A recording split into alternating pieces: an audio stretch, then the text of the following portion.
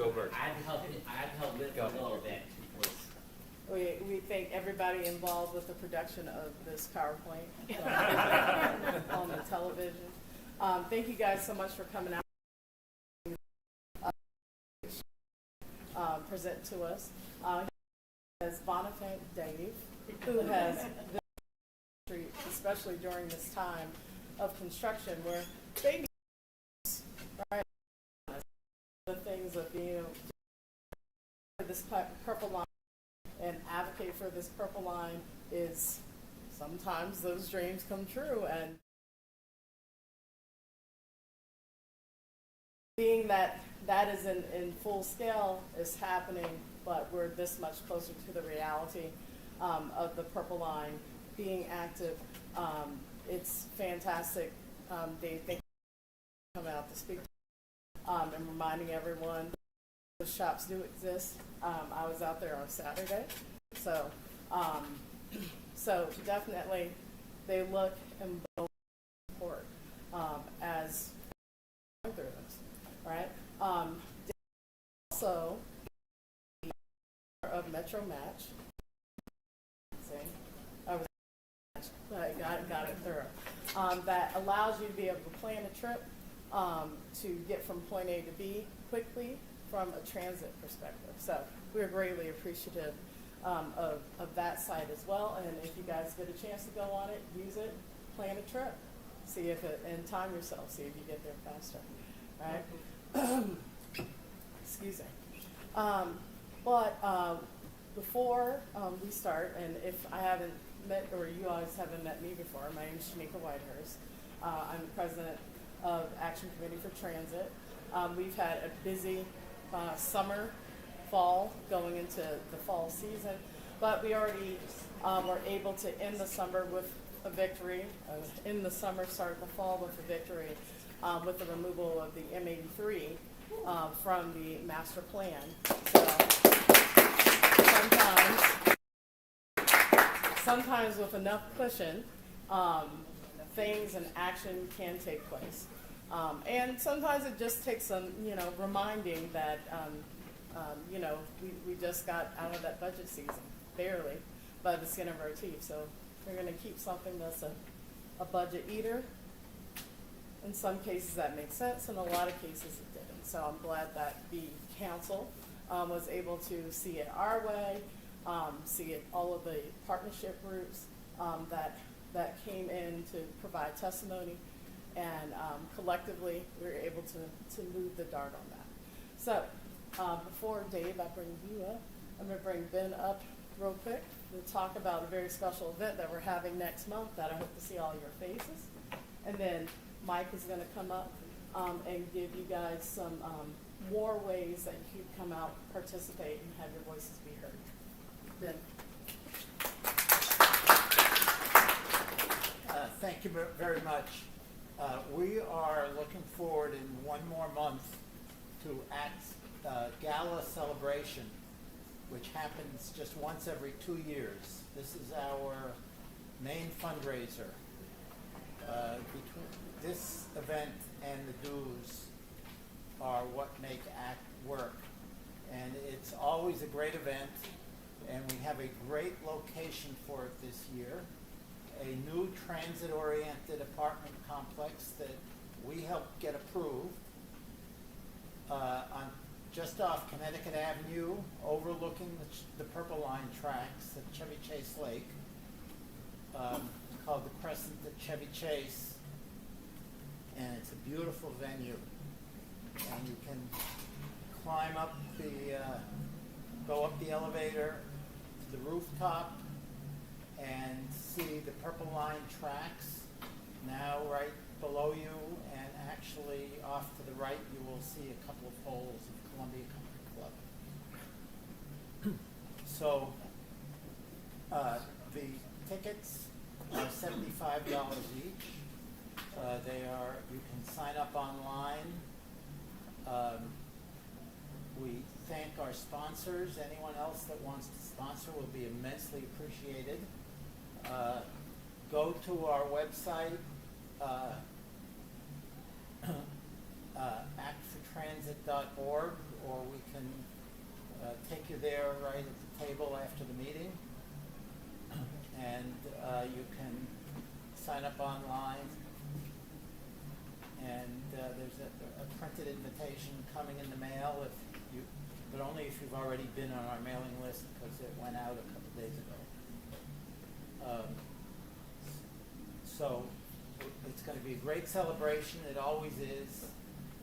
And we do this only once every 2 years. And we need your support, and we rely on your support, and it's a great time too. Thank you. And let me say the date again. Oh, yeah. Sunday, October 5th, 3 to 5 in the afternoon. Thank you, Ben. I know we're running a little behind, so I'll be quick. If you do come to the gala, maybe I'll bring my air horn to crank the golfers. So just as an added incentive. But in all seriousness, very quickly. So the summer is over. County Council's back in session. School is back in session. So that means there's a lot of opportunities for advocacy coming up. And I want to point out 3 advocacy opportunities. University Boulevard Corridor Plan. So that is before the County Council right now. They're going to be having their public hearings. They're going to have 2.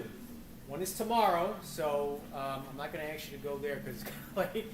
But there's also one on September 16th, and that's going to be at the County Council building.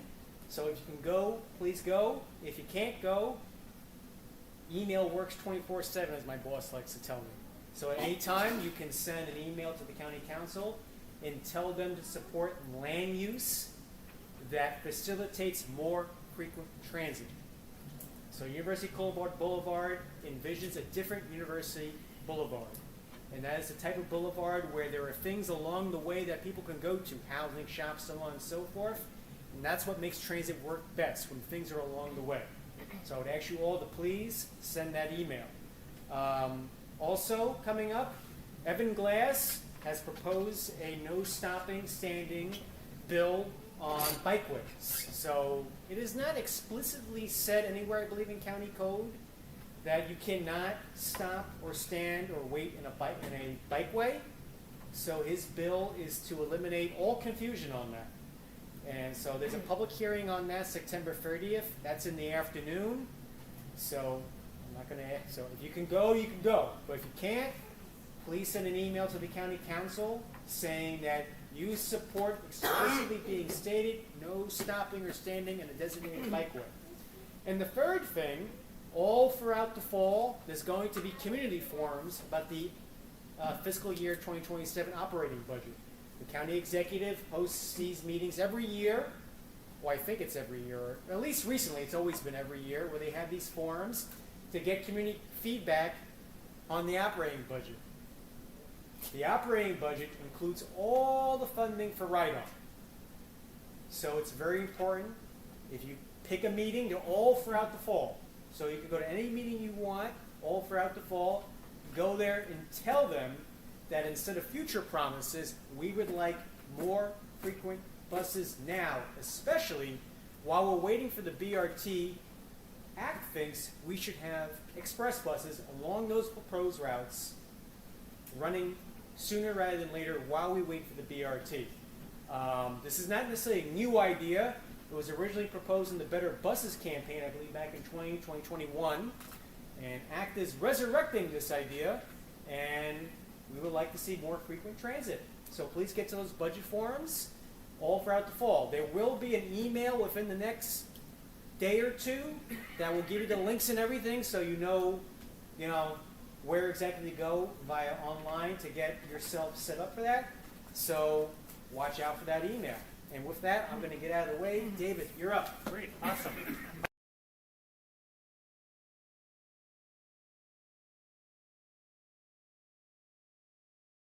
I run the slide from there? Just tell me what you think. Okay, all right. Hey, good evening, everyone. Thanks for having me. This is my first meeting here. Before I get started, let me just ask a question. Are there any Bonifant Street business owners in the audience? No. Okay. If so, I wanted to give those people a chance to kind of tell their own story. But I'll just jump into it talking about why I visited every business on Bonifant Street, how I think we can all help local businesses, not only in Silver Spring. Yeah, okay, so just a little bit about me. First and foremost, I'm a Spring resident, Corona, in Silver Spring since 2000. So seen a lot. I worked for the administration for 21 years. I'm currently a owner myself. I've got a couple different things going on. One, which we'll talk about, is Metro Match with my co-founder Valerie Burton up here. And I'm also president of the East Silver Spring Civic Association. For any of you who want to be involved in that, come talk to me afterwards. Next slide.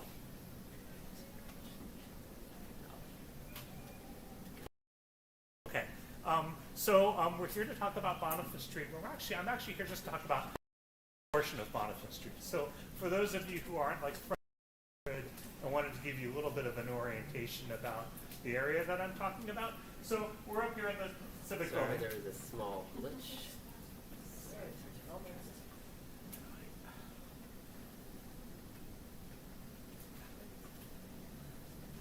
Sorry.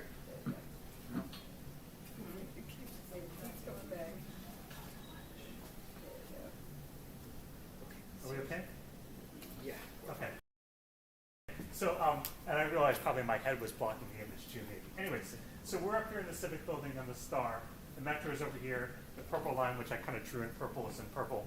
And the 900 block of Boniface Street is in that little square. So just to give you an orientation. Next slide. Okay, so here's a little bit of history. So Rona is an amateur historian, and a couple years ago found this particular document, which you won't be able to read. We're going to be talking a lot about kind of commercial transactions. This is maybe Boniface Street's first ever commercial transaction. So the land was owned by this guy, James Rawlings. I don't know much about him. For whatever reason, he had to transfer his property to this other person, Benjamin Bonifant. And so this is a little bill of sale. And you'll notice that his property includes an enslaved person, right? So think about it. The neighborhoods that many of us who live around here live in were once upon a time plantations that were worked by slave labor. Not that long ago, over 200 years ago, not that long. Next slide. Boniface Street gradually transitioned to more of a residential neighborhood. I don't have a lot of pictures of some of the old houses. This building over here, the Loft 24, there used to be a number of houses. For those of you who've been living around for a while, you might remember some of those. What you can see in Boniface Street, though, is some of the houses that were still there, but the kind of the businesses added on, right? So this used to be a standalone bungalow, and these over here used to be standalone bungalows. So a little bit of a clue about the residential neighborhood of the area. Next slide. Okay. And then gradually over the 20th century, the street became more of the commercial street that it is today. So most of these images are from the Silver Spring Historical Society. So the Safeway that many of us probably go to, that opened up in 1941. There used to be a bowling alley. There used to be a restaurant called the Watchapee, which I'm told was shaped like a boat. Did anyone ever go to the Watchapee? All right. Was it shaped like a boat? Well, I give you the history. No. I just want to know if it was shaped like a boat. No, they were from that town. Okay, great, awesome. Because, So good. All right. And then so Boniface Street also has become, it's been known for some of its eclectic stuff. It used to have a tattoo store, bookstore, etc. This is a store by Jim Dandy. His real name was Samuel Myers. He was one of the first African-American business owners on Boniface Street.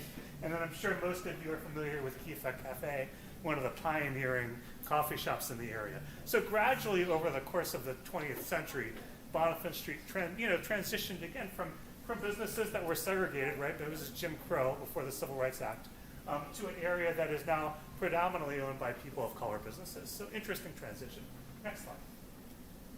Okay, so let's talk about the Purple Line. This is probably old news to many of you, but you might be asking yourself, so how did the Purple Line ever get on Boniface Street? Well, there's some history to that too.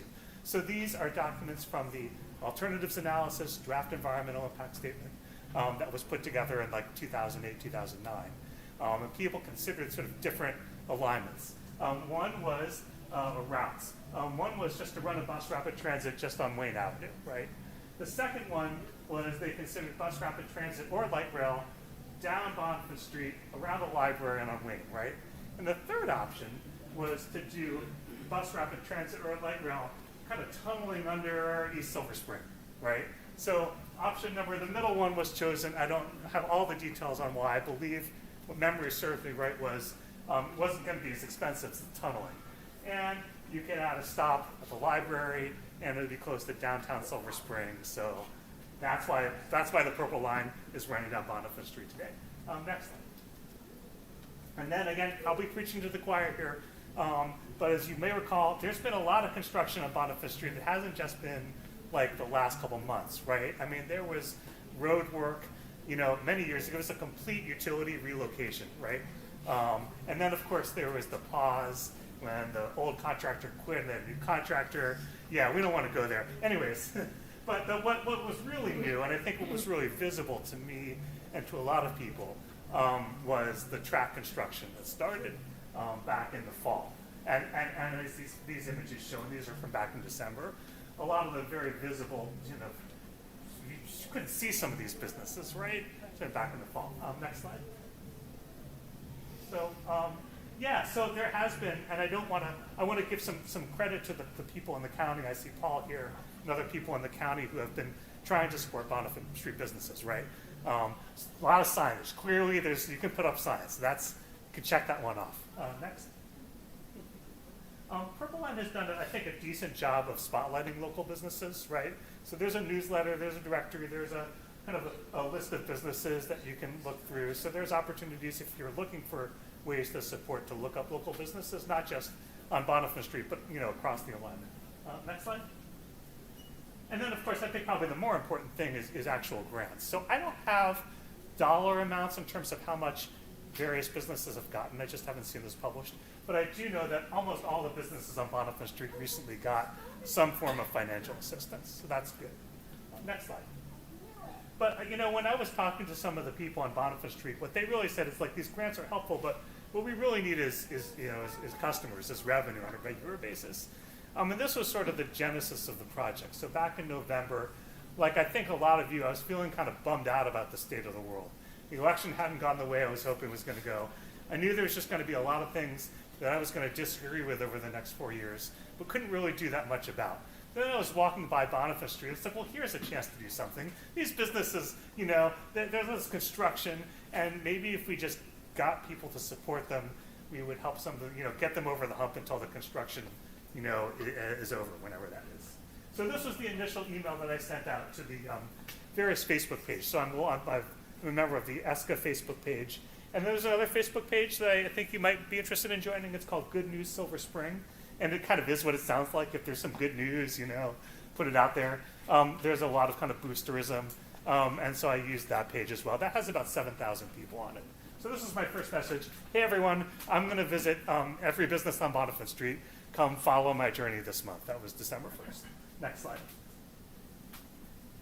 All right, so let's, back one. Okay. So that's what I did. I'm not going to go through like one business at a time. I've sort of sorted them into categories. So first category, places to eat. There is some good food on Boniface Street. Like, don't judge a book by its cover. Some of these restaurants don't look very fancy. That's because they're not. But the food is good, so you should go. All right, next slide.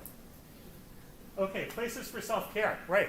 Did you know that there is a spa on Boniface Street? It is the hottest place on Boniface Street. It's got a sauna. It's great. I went there. They give you these slippers. I got my hair cut twice, Once over here at Ebony Barbers, once over here at Salon. I got a pedicure. See some of my feet before the pedicure, and after the pedicure. I think it's good. And I think it's always good to get a pedicure before you're doing something important so you can put your best foot forward. All right, next. Place to socialize. So I'll do almost everything once. I smoked a hookah, we went to the Quarry House. This was the end of the New Year's Eve thing. We called it Friends with Boniface, right? So we had a kind of a social event at the end. Hung out in lounges, that kind of thing. So next slide. Okay, there's also places to park your car, right? We're in America, right? Of course there's places to park your car. The interesting thing about this isn't just like a public parking lot, it's just for the Bank of America. So Bank of America's parking lot and drive-through takes up pretty much a lot of space. Now, I don't think there's any plans to redevelop it, but I just kind of put it out on the listserv, like, is this the best use of the space? And it was interesting. I got some interesting kind of civil dialogue. Like, some people were like, no, why do we even have bank branches? And other people were like, look, I've got a disability, right? I've got a disability. This drive-through is actually really helpful for me, right? Or I feel nervous about getting out on the corner there with all the construction. So I respect that. Like, personally, I would like to see more houses and businesses there, but that's an opportunity maybe for the future. Next slide. Okay, whoops, next slide. Yeah, so, right, places that used to be, right? So you may remember the Atlantic gun store closed. A bunch of stores are closed. Cafe Via Roma is the one that kind of gets to me. This was open when I was visiting Boniface Street. They had to close down. They say temporarily. Temporary has a way of becoming, permanent. They weren't able to get a grant for various reasons. So that's a bummer, right? There have been a couple places that have opened, though. So, and then let's go to the next slide. So campaign results, right? So I don't have like data on how many other people I've influenced to, go to a business, but I have some nice anecdotal results. I have people that commented a couple things. One commented that that they're going to go visit businesses, and other comments were like kind of shouting out specific businesses, right? So I didn't go to some of the businesses that cared for black hair, right?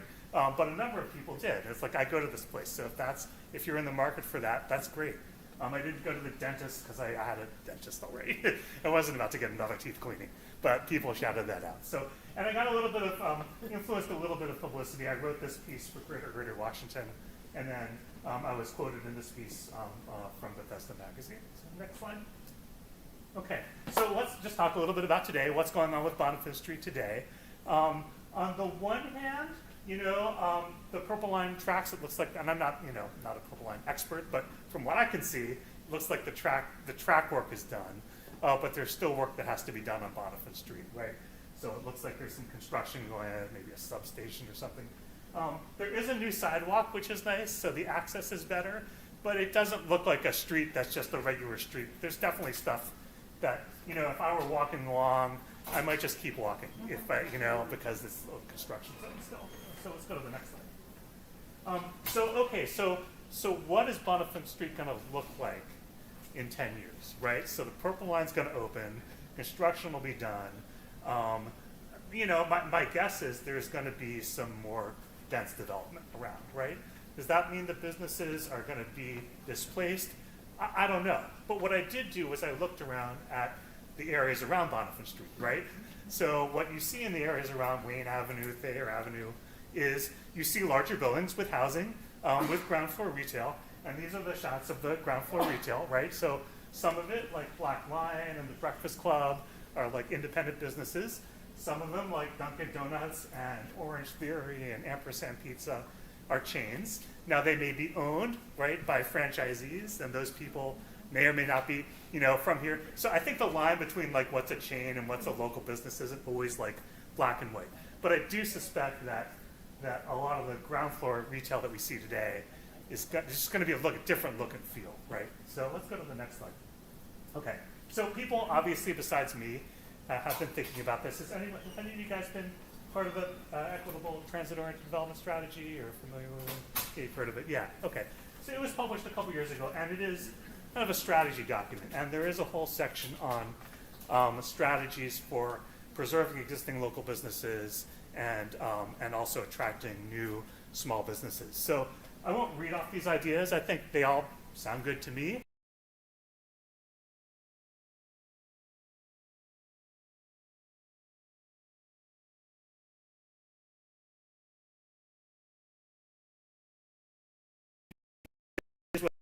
Strategy document plan. So I think there's kind of maybe a gap or a tension between what the strategy says and what is going to happen. And if I were, working for the county or thinking about these issues on behalf of the county, I would be taking a look at some of these strategies and I would be asking myself, okay, well, what would it take to make some of these strategies a reality? Because I think there still is some time, as far as I know, the development hasn't started on Boniface Street. There may be some time to do some proactive stuff. So next slide. Okay, so one of the things that I really appreciate now that I did this was I walked down Bonnefond Street, and it's kind of a different street to me, right? Because I've at least said hi or met some of the people that work there, right? So these are the people, some of the people that said it was okay for me to take their photograph, and they posed for it. And so, yeah, I mean, less than this. So, you know, I encourage you, whether it's Bonnefond Street or some other street, like just be a regular, right? Get to know some of the people. Doesn't mean you have to spend a lot of money. It'll just change your relationship with the neighborhood a little bit. Okay, next slide. So my last line on Bonnefond Street. So one of my posts was on, I think this was like the 7th night of Hanukkah, right? So for those of you who don't celebrate Hanukkah, I'll explain a little bit about the menorah that we're looking at. There is a candle that's on sort of a higher level candle. And in Hebrew, it's called the shamash, or it's translated as the helper candle. And the ritual is you light the helper candle first, and then you use the helper candle to light all the other candles. So I like to think of the Bonnefond Street businesses, or maybe all of our local businesses, as that helper candle. They're all helping us burn a little bit brighter, whether it's by giving us a good meal, or self-care, or whatever it is that's supporting our needs. That's nice. All right, next slide. Okay, so let's talk about a different issue today affecting businesses broader, and then I'll segue to Metro Match, which is the last couple minutes of my presentation. So I feel like we have another exogenous force that's affecting businesses primarily in DC, and it's the current situation where the National Guard is out and various other federal police agencies are out policing. And so these are from the Washington Post. What these red lines at the bottom are showing are foot traffic around major neighborhoods that many of us have gone to. And they're all showing foot traffic has gone down since the National Guard and ICE have shown up. And that's reported out in the what people are talking about, businesses, tourism, local tourism. So things are hurting, right? Not just here, but in DC as overall. The next slide. So my last little pitch is for, as you mentioned, Metro Match, something that Val and I have been working on for the past summer. I think it's something you all will be interested in as people who are into transit. So what it is that the transit first travel planning and navigation app. It's for people that want to experience DC and are willing to take transit. Our primary market is tourists, but really anyone can do it. This is a slide of the home screen. It's a tourist map that focuses on transit and then on destinations around transit. Let's go to the next slide. And then one of the things you can do is you can look and find hotels around metro stations. So not surprisingly, there's a big cluster of hotels downtown.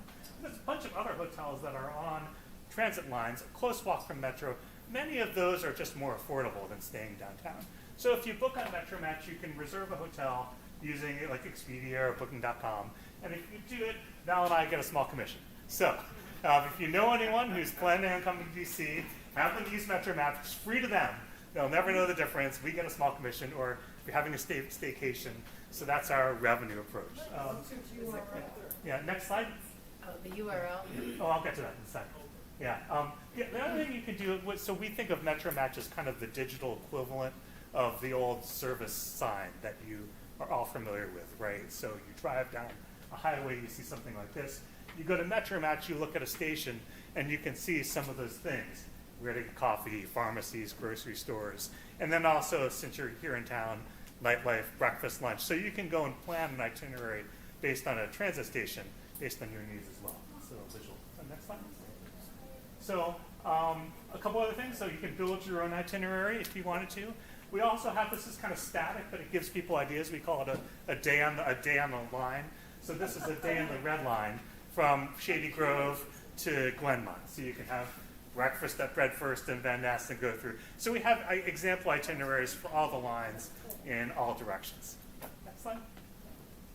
So we have been, giving advice to tourists. So we have a partnership with this organization, DC by Foot.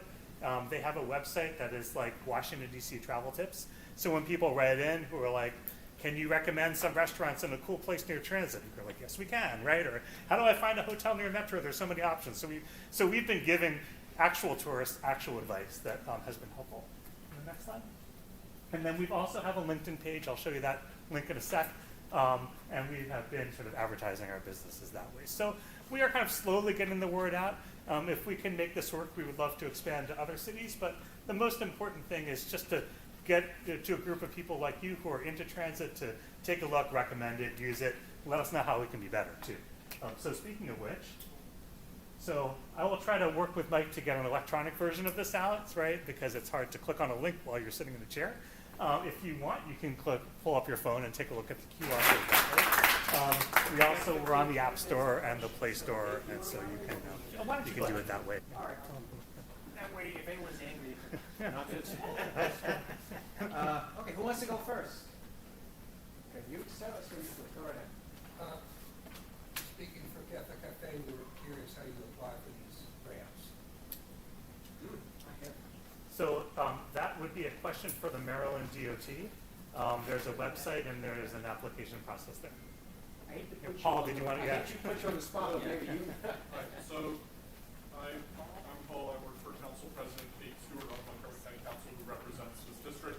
Congratulations on getting married. Thank you also. That's right, everyone. Thank you.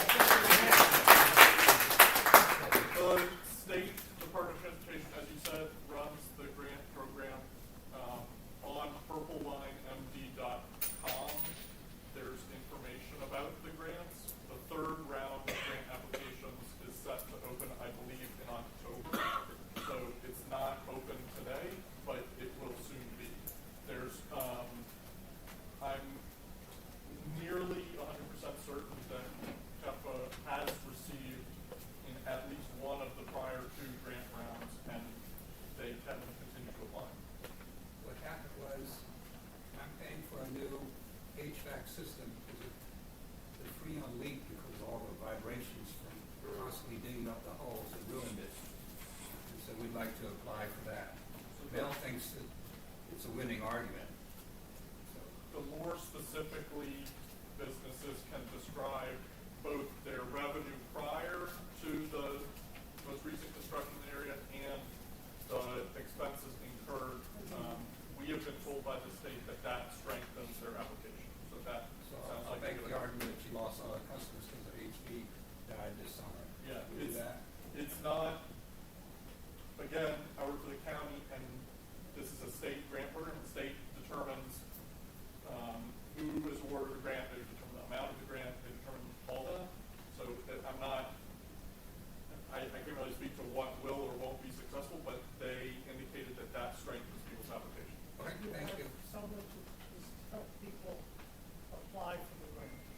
There is, in addition to the State Department of Transportation's team and the Purple Line team itself, the county government has an executive branch under Jacob Newman, the Regional Services Center Director, whose office is here. There's also, the county has a business center, and they have liaisons who have been directly in touch with businesses on Bonifant and elsewhere along the Purple Line construction, trying to help them make the strongest application they can.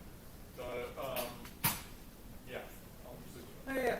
Paul always takes a lot of questions in pits, so we're gonna move on to the next Yeah, question. sorry. No. That's You're okay. always very helpful. I So- annoy him regularly. Me too. Well, maybe not so much. Okay, so next question. Who's next on our list here? Shiza. So I'm gonna. I was politely reminded I need to repeat the question for our online audience. So please ask one question, please, because that's as much as I can remember at the time. Yeah, sure, absolutely. So, Marcus, first of all, well, congratulations on being married. Of course, we just had a out earlier this year with your wife. So we celebrate, of course. Yeah. So, speaking of which, I remember back in 2020 when a lot of restaurants had to shut down just because of the COVID-19. Not just for the Purple Line shutdowns, just because like when everything is like taken apart, when there's like reduction of the customers that just went to restaurants because there's like not enough people eating out in the COVID-19, or there's people who are having difficulty getting through the restaurants because of the on Purple Line constructions. Because I just know MDOT's trying to give the grants for the restaurants. They're trying to make sure that the restaurant is run smoothly, particularly for the people who are driving through nearby restaurants. But I just realized that when I was taking the bus nearby, there was like so many construction around there, which makes it hard to get through. So if I can get the gist of the question you're asking about, you want to know what is being done to help the businesses since what happened with COVID-19. Yeah, what happened with Plus COVID-19. also, in addition to the impacts that they're facing now, because they've been double whammy, essentially. I mean, I'll just comment on that. And I've lived, again, I was here during COVID. Almost all of the businesses that are open now were open during the pandemic. So Mandalay is an interesting case. It closed, and then by popular demand, reopened again. Like Kook Kai's Thai noodles, I think may have changed ownership. But it is pretty amazing how resilient, the restaurants have been, because they were able to make it through COVID, and, knock on wood, they'll be able to make it through the construction and hopefully benefit from the new Purple Line system once it's operational. Okay. We'll see. Next person in the back, sir. Yeah, hi. I'm just curious, what themes you heard for the owners of the various places on Bonifant? Was there like one particular observation or comment they had about it? Were there themes about what they wanted done, or how was it that came out? So to repeat the question, this attendee wants to know what has been a persistent theme of the business owners in terms of the challenges they have faced. A persistent theme or themes. So, I had different conversations with different people. I didn't always talk to the owners, right? And I didn't often make it a like, hi, I'm David, and I'm here to, I wasn't a journalist, right? But some people were more sort of open and talkative than others. And I think the theme is we're grateful for people's help. We want people's help. We want to be here to serve it. We want to get through this. Okay, next question. How about you, sir? Since you're new to our group here, I think, and why don't you tell us your name, because I haven't seen you before. My name's Kevin. I'm a Silver Spring resident. Moved here in July 2023. Okay, what's your questions? My question is, I know the Metro Match app, it seems like it's geared more towards Metro Rail and like the attractions around its stations. Any plans to expand to Metro Bus? Because I know there are a couple of frequent running bus routes like D60 or D6 Echo from the S2 and S9. Great question from someone who uses the bus frequently.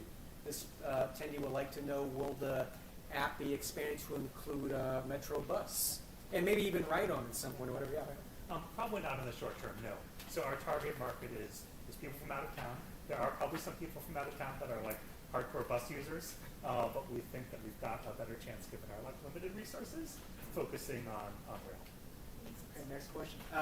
Cheryl, I think I saw you. Go right Yes, ahead. I spoke to the women at Kifa who said that Purple Line construction was worse for them than COVID was.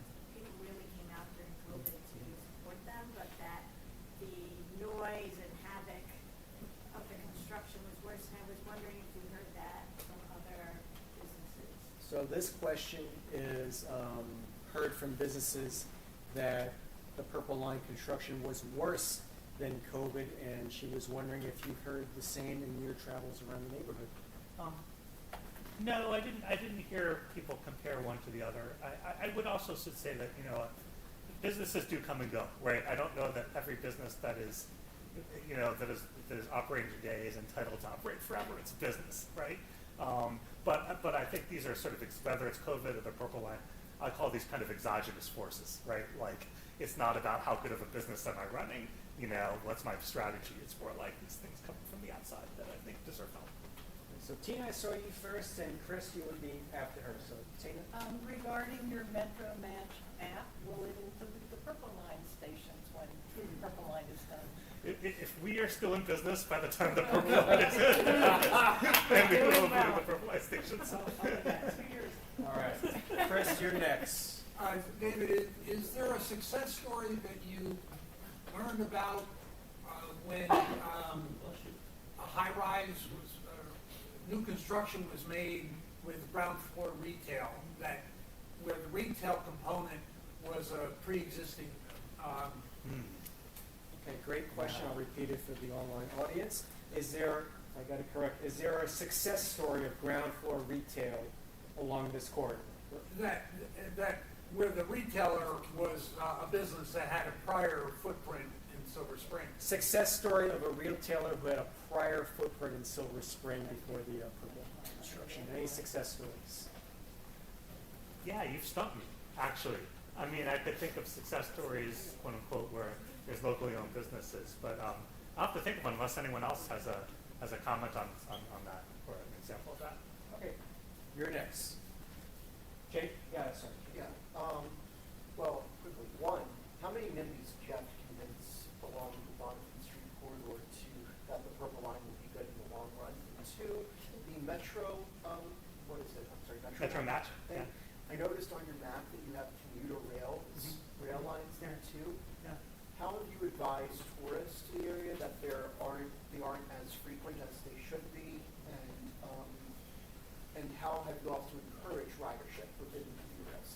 I guess I could gist your question is first, how much work you have to do talking to NIMBYs in the neighborhood who I guess were against the Purple Line or whatever. And two, if I got this right, is there any indication on the app about how transit could be better? The commuter rail part. Well, yeah, commuter rail. Yeah, Yeah, okay. with the commuter Yeah. rail part and helping advise tourists on the Yeah. limited schedule. Yeah, they're both interesting questions. So I didn't get any conversations in my part of my Bonifant streets about whether the Purple Line should be built or not, or whether it's going to be good. It was just more like, look, it's here, construction is here. A fair amount of kind of complaining about the construction. Probably some people that wish it wasn't there to begin with, but I didn't go there. On Metro Match, so here's a little bit more background about this. So my idea for Metro Match happened last summer, and I was originally going to call it Transit Inauguration. And the idea was to roll out something after Kamala Harris got elected that would get people, and so I put commuter rail on the app because in an inauguration where there's millions of people are coming in, people are going to want to find hotels wherever they can, including commuter rail stations. And I left it in so far. But we're going to get some feedback. It might not stay in forever for some of the reasons that you mentioned. That being said, there are some really interesting places like in Frederick and Riverdale and some of these other places where you could stay at the commuter rail. But again, there's a point. We haven't talked to any tourists about how long it could take to the commuter rail. Okay. That's a little bit. All right, so person in the mask, you're first, and then my friend Carolyn will be second. So you first. One question, please. Okay. Yeah. 30 years ago, I did an architectural thesis on transportation, and I found that a lot of other countries and places around the world have been implementing detailed zoning, planning around transportation hubs, systems, and now it seems to be a new thing here in America. 50 years ago, they've been doing this everywhere except here. I know we're car oriented, and how can we get this, streamlined so that we don't have to keep thinking it's a brand new thing and we got to make, new arrangements and figure out how to get it done. What's the process for doing that? Is there a way to do that in America? If I can, the gist of the question is that transit, focused development is common around the world, and that why is this such a newish thing here in the U.S. and other than a few select cities? How can we make this more mainstream in the U.S.? So once upon a time, transit-oriented development was just called development, right? Either New York or Boston, it's like they had transit and it was development. And then, as you mentioned, after the highway, interstates and the highways, it's like this special thing. I don't have, here, I'm going to give you an answer you may or may not like. I'm just going to pitch my other business. So I've got this business called Transit-Oriented Discoveries, and it's got lots and lots of data around land use and transportation around transit stations. So I'm happy to talk with you afterwards about how I'm doing that. So. Yeah, if I just say, I had the benefit of watching him pitch members of the state legislature on his various maps of show from your, right? Yeah. Your various maps of showing all the different development opportunities around transit stations. You definitely have quite the presentation on that. So, idea for another time. So, Carolyn, yeah. Well, thanks for a great presentation today, and I'm really excited about the app. Thank you both for developing it, and I think we'll get a lot of views from locals too. I think you touched on this briefly, but what type of feedback are you looking for as folks here test it? Okay, I'll just repeat it real quick. Carolyn would like to know what type of feedback are you getting since you've launched your website? Yeah, for the people that are using it, what we really want to know is it easy to use? Can you find what you're looking for? Can you plan a trip easily? Can you make arrangements to go out with friends? Is it, does it have value above and beyond the commercial like Google Maps, right? We think there's certain reasons I won't call it the big product pitch that it does. But what do you like about it that you don't like about existing tools? What do you think we could improve it to make it better? So, yeah, I'll give you my card afterwards. You got a question? Oh, I'm sorry. Sorry. No, So- I have a statement. Oh. Question, but after, Okay. after you want to. Okay, next question. Anyone? We'll have one last thing I want to say. Well, why don't you just Okay, yeah, so the last thing, so I do want to practice what I preach, right? So I'm going to the Quarry House after this. If anyone would like to join me, feel free.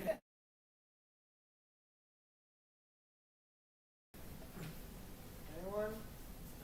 We'll have one last thing I want to say. Well, why don't you just Okay, yeah, so the last thing, so I do want to practice what I preach, right? So I'm going to the Quarry House after this. If anyone would like to join me, feel free. We support a local business and have friends with Bonifant's Part 2. Hot dogs and tots are pretty good. Shanika, yeah, you could. I just want to, everyone, thank you again so much. It was so informative. I just want to put out there for those that were asking about grant applications. I guess one of the hard memories or things to forget is being a former Fed and being a grants manager. While I was doing it, I at least like to offer what time I can to help fill out applications for it, because most of it is just there's sometimes a lot of nuance with it, and sometimes it's just we just got to fill it out. We got to find the numbers, receipts, that kind of thing. But I'll give you my information. They can feel free to reach out to me. And if it's just something about, like, collectively, people not understanding exactly all different pieces of it, we can figure out how to set up a session and can walk you guys through it. Because That's very nice. businesses need money, and those aspects. If I was still at EPA, that's something I could offer. Mm-hmm. You all come on in to learn how to do it, because one of the easiest things when we're reviewing grants or contracts is if we don't have all the information, well, you have to push it to the side, unfortunately, and keep moving. So I'd like to offer that to any of the businesses that may need help in that capacity. But David, fantastic. Hopefully, I'd like to get you to write something in our. If you haven't joined that. Yes. So, also being that, because there's no need for shameless plugs here. Thank you guys for coming out to the ACT meeting. If you're not a member of ACT and you like what we're doing, because we're trying to, one, advocate to help people just get around this community a lot easier. Let's just put it that way.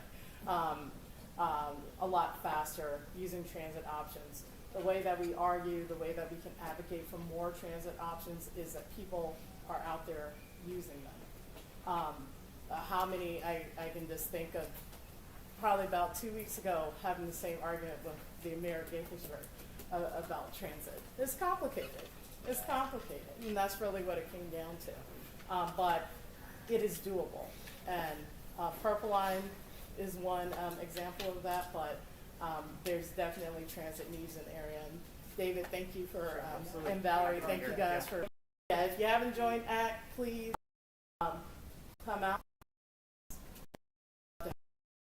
If you haven't bought a ticket, but you like good music and some entertainment fun and some food involved, please purchase a ticket. I'd love to see you there next month. And and just thank you guys. Yes, sir. I just want how thrilling it is that the buses are running on Fenton Street again. Hey, little by little. You gotta celebrate the small successes when they come, because more are on the way. And you guys, through your support, through your testimony, coming out to the council, letting your voices be heard in one capacity or another, little by little, it helps turn the tide. So thank you guys. Have a good evening.